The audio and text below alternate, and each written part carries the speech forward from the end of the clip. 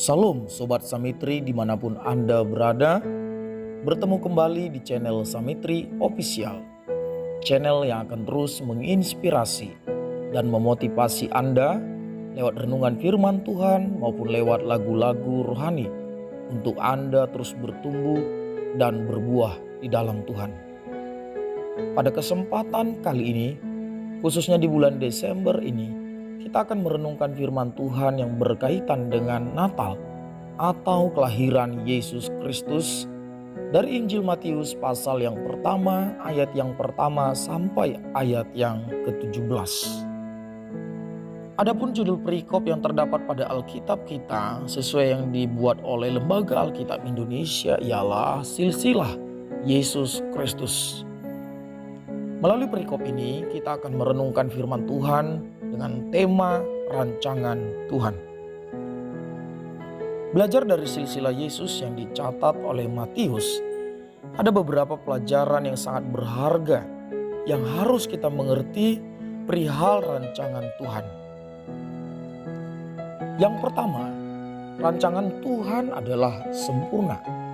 Lahirnya Yesus di Betlehem Efrata bukanlah suatu kebetulan atau dadakan. Bapa telah merancangkannya dalam kekekalan. Nabi Mika tepatnya sekitar 700 tahunan sebelum Masehi sudah pernah menyampaikan, menubuatkan tentang kelahiran Yesus.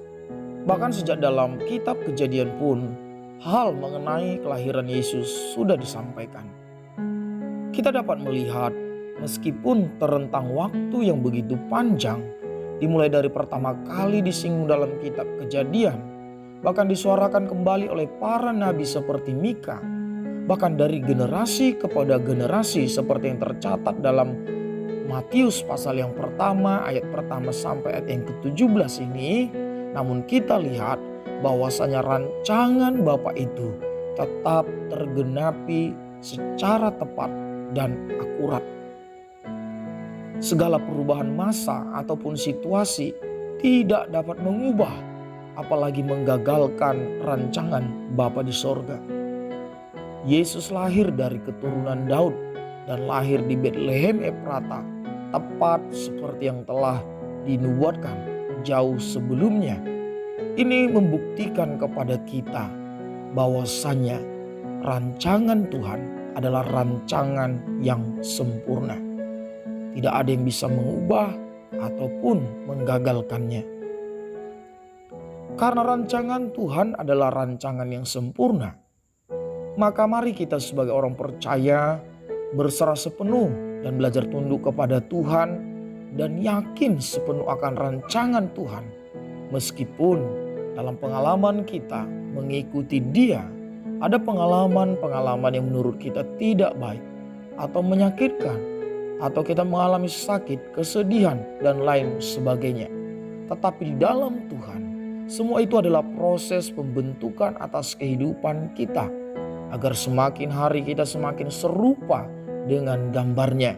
Dan tujuannya ialah agar kita sampai kepada kekekalan yang sudah Tuhan sediakan. Percayalah, rancangan Tuhan adalah rancangan yang terbaik dan sempurna bagi kita. Tuhan sangat mengasihi kita dan Dia sudah, sedang, dan akan terus melakukan yang terbaik bagi kita. Tetap kuat, tetap semangat. Tuhan beserta dengan kita umatnya. Dia tidak akan pernah meninggalkan kita.